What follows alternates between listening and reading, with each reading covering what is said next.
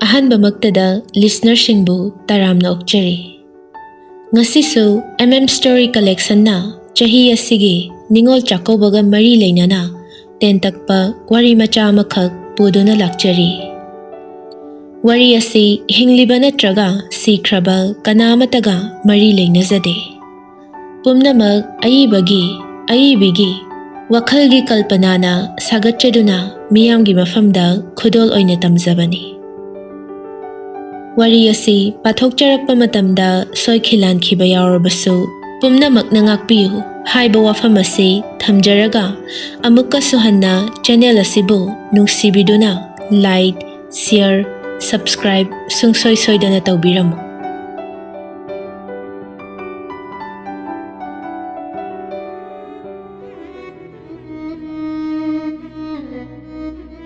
Senglaba thamoidagi takhiba pidi miyamna ubidrabasu isor mahaktana ugani. Thamoi sokna sonkhiba sapu thungdana tokadra tooi adumak thungani. Pukning changna isorgi khuyada nikhiba borbu phangdana tokpra adumak phangani. Miyam pumnamak mikap thoklasi.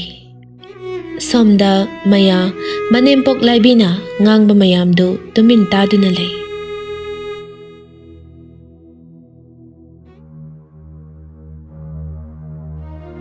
Hey, nang ngasayde kaidoroga lay. Hozukta waisilisibo. Kaidoroga lay ha. Mi nangang se, khumba kaidoge. Nasin pandro nang. Mayadu khumdaba yadraduna tapna imon kai khumlai. Ima, ay ngasayde thabak leptriye. Ayna tawag thabakta imagi pendaba yawbra. Yawradi namongda haibiyo. Namaw amuka hanjage. Tanjaduda mogi yumthangnaduna layba laymana asumna hairai. Tas imaw mayagi wahay sibokti inegi thamoyse pelihe. Aigi imaw ko oijaramadine kayada phagadabano. Aigi imaw nena tawrisina ne tanbu talida. Wahaydo tabada laibi kharadi sauningi adubu uthokte. Laymana hariba wahaydo imungda keduna layriba Bidyana tarambi. Manempok na hariba wadu tabada sauduna thoklaklaga. Ima, kaino haydubo? Mina taraga aise thabak sudaba mankiroidaro. Wahaydo gi tanja lauraga laibina. Aduni ibema. Noina nempoksina karibu khalibano. Aikhoigi imaw nupi molaga hawdong ngari saphungam bisina marolama. Nuside he. Laibia kari wangang sangang nige. Imaw thagatpagi wadi nateko. Laikai sida nangi namawmu ingtapi liri khoribadi laitene he. Aikhoigi imaw sigadine changdamnaba yadeko nang khango. Aikhoigi mawdine suningdene he. Laymagi wadu tabada Bidyado amukka hena sauna. Ima gise namabu ikaiba piribra. Aibu thaba kayam sudrage. Bidya, nanempokse. Aikhoigi imaw mayana kari laywabu kamkhrabano khangde. Ngangnabaga yadre.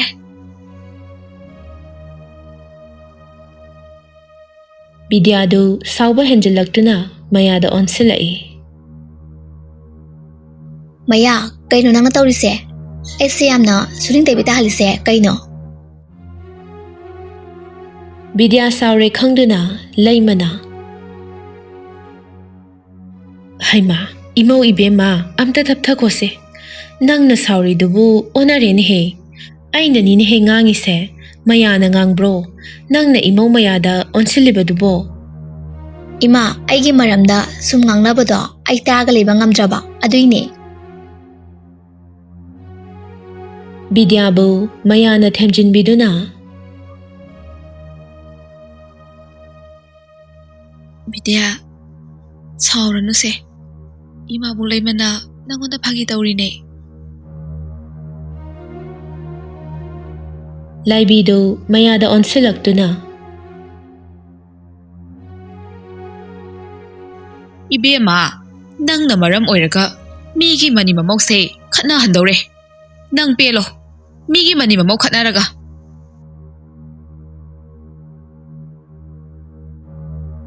Tanja aduda Thoihensu office ki matam loraduna yumda halaklammi. Mama Laibina ngangliba khonjeldo thongan changlakliba Thoihen na tarammi.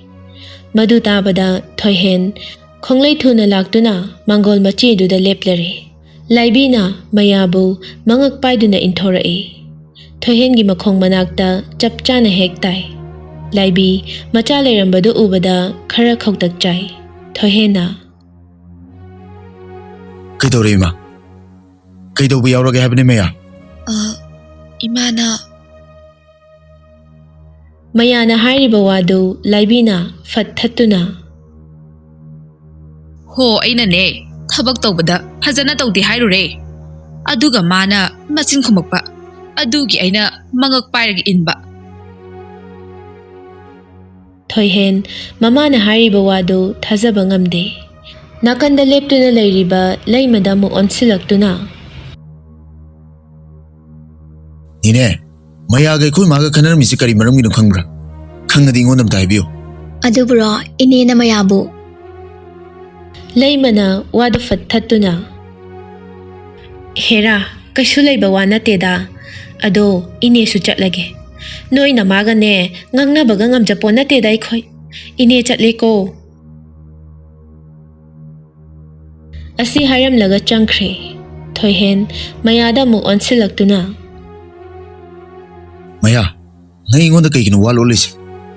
Imana ngonda saurisi kari ginu habani. Mayana wadu onthoktuna. Adubro aina soibane yarise. Dada waramane. Dress hanu homdokpiro. Asi hairaga Thoihen bu themduna pusinkre. Ngasaidagi sor honboy hondaboy. Tumin leptuna lairibi laibido sorama sangna hontoktuna masana masabu chaijai. Siram nida. Aise panggi drehe. Imau da khaktani aina kan sarise. Isa nupada gadi ngamja pote. Aigi imau se phadi phabajane. Ado ma he ubaga hekta ngangingba. Khari gi oira janu sibo. Asumna numit sima haukre. Somda mayagi mabung ahan amuka. Somda mayagi mabung ahan parina. Manaw nupa Michael bu koroklame. Yaima, nangbu tabro. Babana mapanda amta tholo hairi. Wa amta khana se hairi ne. Tabra. Asida kaurise. Aikhoi ibema Chakoubagi wa khana doba soidana oirangani. Nasana khanguko. Sel tingningdabagi laijana mapuroibada injan bahaukre. Michael na. Aishu khangi gedroge no pinangbo. Amta tumi layo haba. Aine tamosona korisha amta thugi nangju tholo ko. Aidi haishini. Hoimi aishu khange haba. Manaw nupaga manaw nupiga na wa mena duna tholakliba adu parina loina ui. Adubu khangdaba saduna. Yaima, pamu sida wa khana si. Haima, inao, leptuna layadi kaidorage sida phamo. Hoichi. Macha mamau suna laibadu ubada ibohalna. Icha singbu kokthokpadi ataigi nateda. Nachanupido Chakoubaini. Nama leiringaidadi namaga tathokta sin tawduna nachanupido Chakoubiyedo. Adubu nama leitrabanina ipasu handakti upai leitre. Adunane nachinokpa no ini pulaga leiba leitaba nachando Chakoubiyo. Icha ani gi mod Kari kari leba hayu ipada. Baba, tawa sona sinbado ai dum yasare. Yaimagi wasi tarabanina achauba nangi muktasi hayu ipada. Baba, aisu handakti tolop ka phangdabaga sel se kitang ware aduna yaragadi yaimaga aiga tangkhai puthongna jarage kai haige yaima. Michael na haidringai Laizana fat hairaklammi. Ite, aikoy su hantakti thaba khara chinba. Sensu phara khara taba. Aduna itaiga isega na hantakti aikoy ibema gi chakouba se. Tawbiro. Pari na amuk. Aidi ngasaina noi tholakpaga khangrabani. Noi sel puthokpai matang se yarawoyena. Phare, noi leitragana aina ek puthokpa haiduni. Kaino moita songna hybrid bo. Aidi puthokpa amta ngamoi ko. Nupi, nang puksel yamna piksalakan. Nang na puthoktrabasu aina soidana puthokani. Adu yaima Chakouba haiba chatpa dutangdi nang na khara hek chalo. Atai dudi nayambana adum taurage. Mapuroibana adum na harakpa aduda Chandi tumina adumak laikhi. Laizana. Aduna pharani. Ite, aikoy ibema gi chakouba haiba chatpadudi aikoy gi nupa oina chacharasano. Icha achaubugi wasi tabada ipa nungaire. Noina phanaba siluko.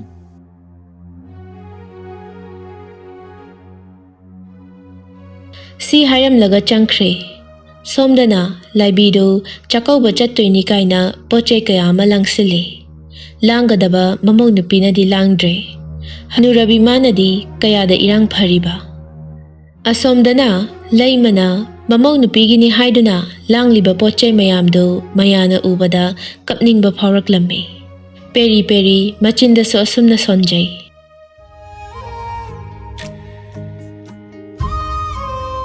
Migidi mamogini haiduna kayada phajana hotnabiriba aduga aikoigi inepoksina masagi watrapadi yari haiduna Kanagi thamoina di pengani isada thoklabasu asimakni. Tolida Ningol mapokse si hairaga kapngang torambadagi makhol thokna kapthorakle. Tanja aduda laibidu changlaktuna ngangba mukhorakle.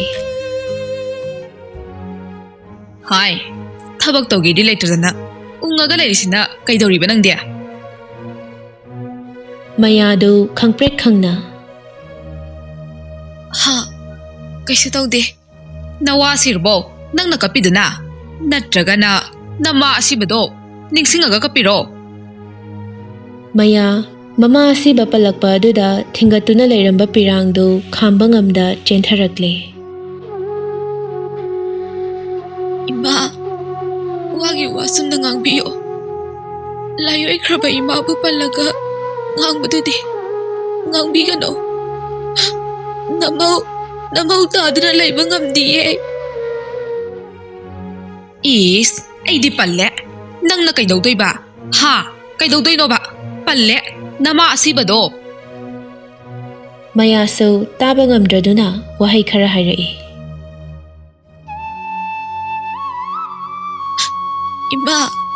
Ima gisu mina nama asibado hairadi ima nungai gadrane ngamme haiduna ngangbado ngangbigano ima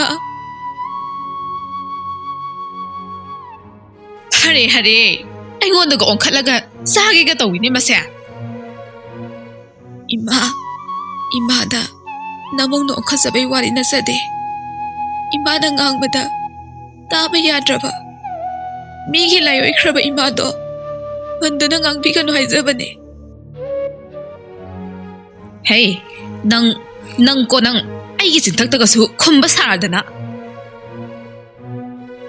Asi hairaga laibina mayabu phibul namduna phui. Khara furaba matungda koilai leiduna yengi. Nakanda ising asaba lairibadu ure. Isingdu tap paiduna mayada haizili. Mayaso Chainadu khangba ngamdraduna kanna lauraklammi. Mi takhini khanduna laibina phibuldomuk namsili. Laibisu ngahak leramlaba matungda thokre. Mayado ningamdana.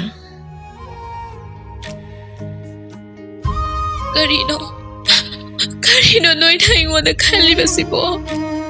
Nahan mo ki mapukta. Ay na kari lalo bayno. Atamo ki mapukta. Asukwa ba kama ngamdraba sa inase. Ay kumtang sinatanggan pinisibo. Nasagi awa ba sa iyong mga libo. Ima.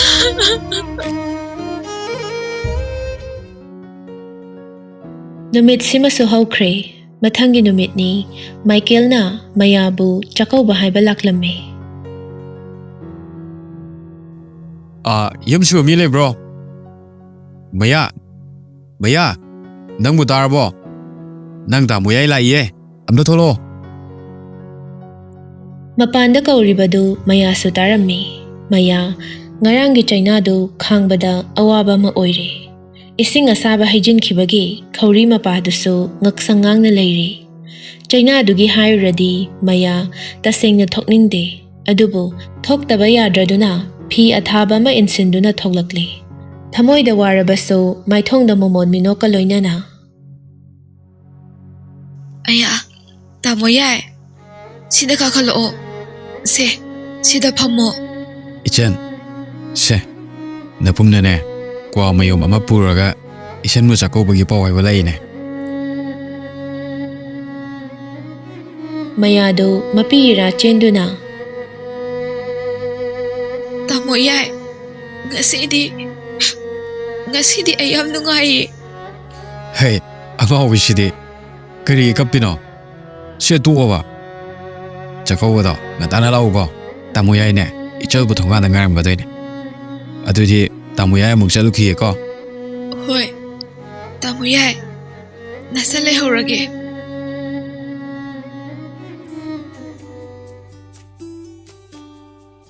Mathangi numitni Thoihengi manau nupa Delhi da thabak tawduna leiba poireisu Chakouba yawnabani haiduna tholakle. Mama laibina. Ibungo sauba. Ngasi Nanau tholakani haibadubu la azala. Ima, tu, ekoi poiraidi sangbu sangene. Tanja aduda poireisu changlaktuna. Ima, thongan yousile habane. Haima, isa di la pula edana. Nangi wari sanaramini. Lao. May opthokse. Ma, ekoi taimadi kai lege udena. Mayado harauna tholaklaga. Atomba, lakpaga, natay mahana hangi kaygino. Wadro. Manembokki wahaidu tabada momon minok tamjaramba leirangdu khanghaudana mamai maksilai. Poirei matay mana leplibadu ubada harauna. Ai lai taima. Akoi chak lu khrabo. Ai chak am lameba. Loire. Inaubu sagyam lama brane. Nungsina khrapo ni. Moigi masin manause.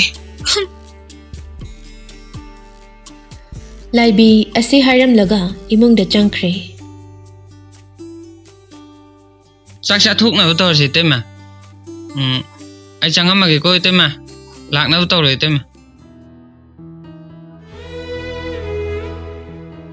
Kay haige. Imana nga ani. Haide pada san hairo. Yes, yam di mani ko, ni masade. Aday na teba. Hairo ase. Kay haidoy no. Haying Chakouba gi posai leba saprase, nangsu yausinra. Ay yaurida. Ay nasato adi. Yung thaba ingkang di. Kanana to binya. Aduna. Nangoy na dum laibiro. Somdana thohen amadi poireina. Kay daurige noibo. Sango. Tu. Imana sango haire. Ay sangamage. Dada su sangbiro ko. Magi wahi wata thamoi singba matau sidani aina mangonda ngaurisi. ꯁꯣꯝꯗꯅ ꯊꯣꯏꯍꯦꯟ ꯑꯃꯗꯤ ꯄꯣꯏꯔꯩꯅ ꯃꯌꯥ ꯑꯃꯗꯤ ꯂꯥꯏꯕꯤꯒꯤ ꯆꯥꯛꯀꯧꯕ ꯆꯠꯄꯗ ꯄꯨꯅꯅꯕꯗꯤ ꯍꯥꯏꯗꯨꯅ ꯄꯣꯠꯆꯩ ꯀꯌꯥ ꯑꯃ ꯂꯩꯔꯤ꯫ ꯂꯩꯕ ꯂꯣꯏꯔꯗꯨꯅ ꯌꯨꯝꯂꯣꯝꯗ ꯍꯜꯂꯛꯂꯝꯃꯤ꯫ ꯁꯣꯝꯗꯁꯨ ꯄꯣꯠꯆꯩ ꯂꯩꯕ ꯆꯠꯈꯤꯕ ꯑꯅꯤꯗꯨ ꯍꯜꯂꯛꯄ ꯉꯥꯏꯔꯝꯃꯤ꯫ ꯑꯁꯣꯝꯗꯅ ꯃꯌꯥꯒꯤ ꯃꯕꯨꯡꯁꯤꯡꯅ ꯃꯌꯥꯕꯨ ꯂꯥꯛꯄ ꯉꯥꯏꯔꯤ꯫ ꯂꯥꯏꯖꯅ ꯀꯌꯥꯝ ꯋꯥꯠꯂꯤꯕ ꯖꯥꯠꯅꯣꯅꯦ ꯂꯥꯛꯀꯗꯕꯁꯤꯕꯣ? ꯄꯨꯡꯁꯦ 10 ꯇꯥꯁꯤꯜꯂꯛꯑꯦꯕ꯫ ꯆꯥꯛꯅ ꯆꯥꯛꯂꯝꯃꯛꯄꯅꯦ꯫ ꯆꯥꯛꯀꯧꯕ꯭ꯔꯥꯕꯨ ꯂꯥꯜ ꯑꯣꯏꯅ ꯇꯧꯅꯤꯀꯣ ꯉꯁꯤ꯫ ꯑꯗꯨꯒ ꯆꯥꯛꯀꯧꯕꯁꯦ ꯇꯣꯛꯇꯣꯏꯅꯤ ꯌꯦꯡꯉꯣ ꯉꯁꯤ꯫ ꯏꯅꯥꯎ ꯑꯝꯇ ꯁꯥꯎꯈꯤꯅꯨ, ꯃꯤ ꯌꯥꯗ ꯇꯧꯔꯤ ꯑꯣꯏꯔꯝꯅꯤ꯫ ꯍꯥꯏꯁꯨ ꯍꯥꯏꯕꯅꯤ, ꯊꯦꯡꯁꯨ ꯊꯦꯡꯈ꯭ꯔꯦꯍꯦ ꯃꯗꯨꯒꯤ ꯇꯧ ꯉꯝꯃꯤꯗꯨꯕꯣ꯫ ꯃꯃꯧꯁꯤꯡꯒꯤ ꯋꯥꯍꯩꯗꯨ ꯇꯥꯕ ꯌꯥꯗ꯭ꯔꯗꯨꯅ ꯏꯕꯣꯍꯜꯅ ꯑꯁꯨꯝꯅ ꯍꯥꯏꯔꯛꯏ꯫ ꯍꯥꯏ, ꯀꯔꯤ ꯋꯥꯉꯥꯡ ꯁꯉꯥꯡꯅꯣꯅꯦ?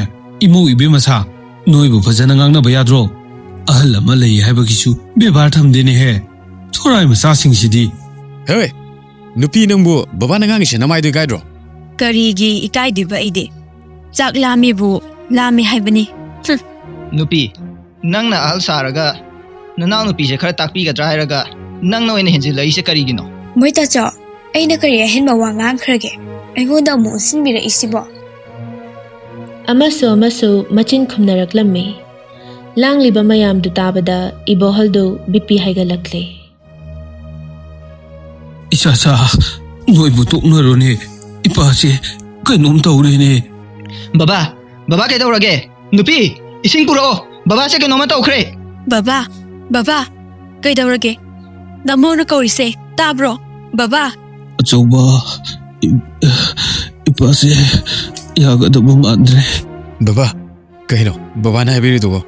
ꯕꯕꯥ, ꯀꯔꯤꯅꯣ ꯍꯥꯏꯔꯛꯏꯗꯤ? ꯕꯕꯥ ꯀꯩꯁꯨ ꯇꯧꯔꯣꯏꯌꯦ꯫ ꯅꯆꯟ ꯃꯌꯥꯗꯣ ꯉꯥꯏꯕ ꯉꯝꯗꯧꯕ ꯃꯥꯟꯗ꯭ꯔꯦ꯫ ꯅꯆꯟꯗꯣ ꯂꯥꯛꯑꯒ ꯑꯩ ꯍꯪꯉꯛꯑꯗꯤ ꯅꯣꯏꯅ ꯐꯅꯕ ꯈꯨꯝꯃꯨꯀꯣ꯫ ꯏꯄꯥꯅ ꯃꯥꯕꯨ ꯑꯣꯏꯔꯝꯗꯦ ꯍꯥꯏꯗꯨꯅ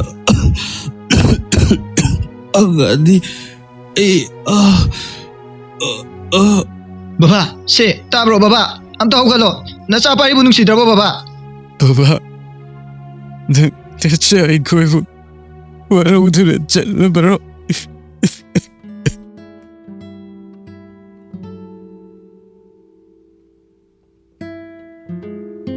ꯁꯣꯝꯗ ꯊꯣꯏꯍꯦꯟꯒ ꯄꯣꯏꯔꯩꯒꯗꯨ ꯒꯥꯔꯤꯗꯨ ꯊꯧꯅ ꯋꯥꯔꯤ ꯁꯥꯗꯨꯅ ꯃꯀꯥ ꯂꯥꯝꯅ ꯅꯣꯛꯇꯨꯅ ꯂꯥꯛꯂꯦ꯫ ꯇꯟꯖꯥ ꯑꯗꯨꯗ ꯏꯈꯪ ꯈꯪꯍꯧꯗꯅ ꯒꯥꯔꯤ ꯇꯇꯥ ꯑꯃꯒ ꯁꯥꯐꯨ ꯀꯟꯅ ꯊꯦꯡꯖꯤꯟꯅꯩ꯫ ꯀꯩꯅꯣ? ꯌꯦꯠꯀꯤ ꯄꯥꯝꯕꯣꯝꯁꯦ ꯌꯥꯝ ꯀꯟꯅ ꯁꯣꯡꯉꯤꯗ꯫ ꯇꯟꯖꯥ ꯑꯗꯨꯗ ꯃꯅꯝꯃ ꯌꯥꯏꯃꯅ ꯀꯣꯜ ꯇꯧꯔꯛꯂꯝꯃꯤ꯫ ꯃꯌꯥ ꯃꯅꯝꯃꯅ ꯀꯣꯜ ꯇꯧꯔꯛꯄ ꯑꯗꯨꯗ ꯑꯉꯛꯄꯁꯨ ꯐꯥꯎꯏ꯫ ꯑꯗꯨꯕꯨ ꯄꯟꯊꯕ ꯇꯧꯗ ꯐꯠ ꯄꯥꯏꯈꯠꯂꯤ꯫ ꯍꯜꯂꯣ, ꯏꯅꯝꯃ꯫ ꯏꯕꯦꯝꯃ, ꯅꯪꯕꯨ ꯇꯥꯕ꯭ꯔꯣ? ꯑꯩꯈꯣꯏ ꯕꯕꯥꯗꯣ꯫ ꯑꯁꯤ ꯍꯥꯏꯔꯒ ꯆꯞ ꯂꯦꯞꯄꯤ꯫ ꯃꯌꯥꯁꯨ ꯄꯥꯈꯠꯄ ꯍꯦꯟꯒꯠꯂꯛꯇꯨꯅ ꯂꯥꯡꯇꯛꯅꯅ, ꯏꯅꯝꯃ, ꯕꯕꯥ ꯀꯩꯗꯧꯔꯒꯦ? ꯐꯣꯟ ꯑꯗꯨ ꯆꯟꯅ ꯐꯠ ꯂꯧꯔꯒ ꯑꯁꯨꯝꯅ ꯍꯥꯏꯔꯛꯏ꯫ ꯏꯕꯦꯝꯃ, ꯕꯕꯥꯗꯣ ꯍꯧꯖꯤꯛ ꯑꯌꯨꯛ ꯂꯩꯈꯤꯗ꯭ꯔꯦ꯫ ꯈꯤꯇꯪ ꯊꯨꯅ ꯂꯥꯛꯅꯕ ꯇꯧꯔꯣ꯫ ꯍꯥ? ꯀꯩꯅꯣ ꯍꯥꯏꯁꯤꯕꯣ? ꯕꯦꯝꯃ, ꯈꯤꯇꯪ ꯊꯨꯅ ꯂꯥꯛꯅꯕ ꯇꯧꯔꯣꯀꯣ꯫ ꯃꯌꯥꯗꯨ ꯏꯃꯨꯡꯗ ꯂꯩꯔꯝꯕꯗꯒꯤ ꯈꯪꯆꯦꯟ ꯆꯦꯟꯊꯣꯔꯛꯏ꯫ ꯂꯥꯏꯕꯤꯅ, ꯍꯦ, ꯀꯥꯏꯗꯅꯣ? ꯅꯪꯅ ꯑꯃꯨꯛ ꯆꯦꯟꯊꯣꯛꯂꯛꯏꯁꯤꯅ? ꯏꯕꯨꯡꯉꯣ ꯍꯣꯏꯗꯨꯅ ꯀꯌꯥꯝ ꯋꯥꯠꯂꯤꯖꯥꯠꯅꯣ? ꯄꯣꯠ ꯂꯩꯕ ꯂꯣꯏꯗ꯭ꯔꯤꯕ ꯖꯥꯠꯂꯥ? ꯅꯪꯅ ꯊꯣꯛꯂꯛꯏꯁꯦ ꯀꯥꯏꯗꯅꯣ ꯍꯥꯏꯕꯅꯤꯅꯦ? ꯃꯌꯥꯗꯨ ꯄꯥꯈꯠꯄ ꯀꯞꯅꯤꯡꯕ ꯀꯌꯥꯗꯨ ꯐꯥꯖꯤꯜꯂꯒ, ꯏꯃꯥ, ꯑꯩ ꯌꯨꯝꯗ ꯆꯠꯇꯕ ꯌꯥꯗ꯭ꯔꯦ꯫ ꯂꯥꯏꯕꯤ ꯃꯥꯒꯤ ꯍꯧꯅꯕꯤ ꯄꯨꯡꯉꯥꯡꯗ ꯉꯥꯡꯕꯤꯗ ꯍꯧꯔꯛꯂꯦ꯫ ꯍꯩ, ꯆꯠꯇꯧ ꯂꯩꯔꯕ ꯅꯌꯨꯝꯗꯣ ꯉꯥꯏ ꯉꯝꯗ꯭ꯔꯤꯗꯣ ꯀꯔꯤꯒꯤꯅꯣ? ꯍꯥ? ꯀꯌꯥꯝ ꯆꯠꯅꯤꯡꯒꯦ ꯅꯪ? ꯑꯁꯤ ꯍꯥꯏꯔꯒ ꯃꯌꯥꯒꯤ ꯃꯃꯥꯏꯗ ꯈꯨꯄꯥꯛꯅ ꯊꯥꯖꯤꯜꯂꯤ꯫ ꯃꯌꯥ ꯀꯞꯅꯤꯡꯕꯅꯗꯤ ꯂꯣꯏꯔꯕꯅꯤ꯫ ꯃꯅꯦꯝꯄꯣꯛꯅ ꯍꯥꯏꯔꯤꯕ ꯋꯥꯗꯨ ꯇꯥꯕꯗ ꯏꯐꯨꯟ ꯐꯨꯟꯒꯠꯂꯤ꯫ ꯃꯅꯦꯝꯄꯣꯛꯀꯤ ꯁꯔꯩꯁꯤ ꯈꯥꯡꯕ ꯉꯝꯗꯦ꯫ ꯑꯗꯨꯕꯨ ꯉꯝꯅꯕꯗꯤ ꯍꯣꯠꯅꯖꯩ꯫ Tanja aduda call amamuk lakli. Fat paikhattuna. Hello, sibu Sanathoi henoigi yum oibirabo? Mane, kana. Aina magi loinabine. Itema, pakhatpigano. Ai wamta hajarke. Yani, hekta haibiyo. Sanathoi henga porigese accident thoktuna aruba fivamda leire. Ha! Kahino haisibo? Ima! Sija hospital pukachare. Amda thuna lakpiyo. Ima! Karino? Kanano phone tawre iduna? Kai haire ino? Mapagi China khanglingaida mapuroiba muk accident thokpagi pau lakle. Mayana hojik lairibasi mangdana thang tungdana ten. Ani sigi mayaida tusonarabi saji amongum tupak leptuna leiri. Thingbangam da pena kapthorakle.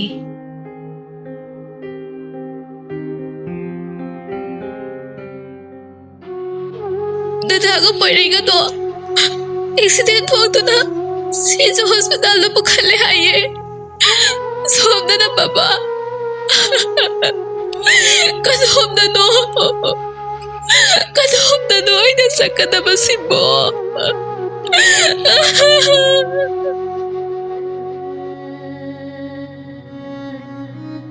Ha? Kaino haisibo? Maya, nang na haisibo asing bro. Imahagi ibungo. Imana dari babaw si Makarino. Imahagi ibungo.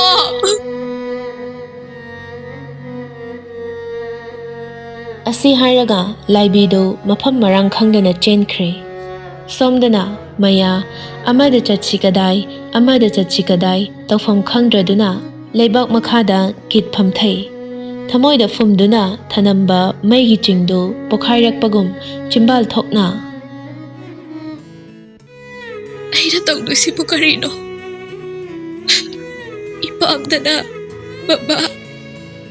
Amaromdana ipuroiba. Amadi poirei. Aroba pibamda laire. Mayam sigi mathagta. Manembokki Sareidei. Ipamdana Manamma Singgi Mityeng. Maya nagse tulid ako. Ay masamay na kaya ako'y nalay ko hay mano. Katom na no ay nagtagan na makong takse. Ayaw na tari madasase.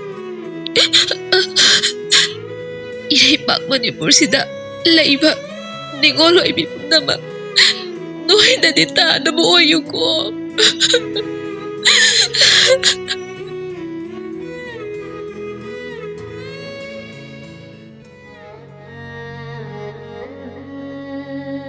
Ningol oibi kayana hiyanggaigi nini panba Ningol Chakouba numit asibu kayada wana ngaijarakpa.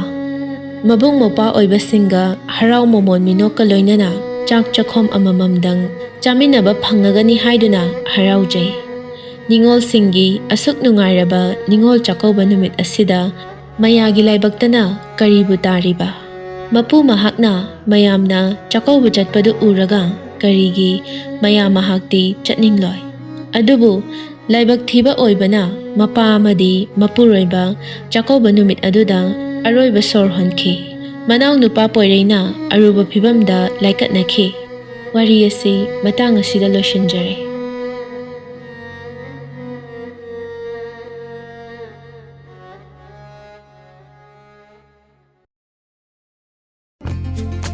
Channel asibu nungsibiduna like, share, subscribe, comment sungsoi soidana tawbiramo.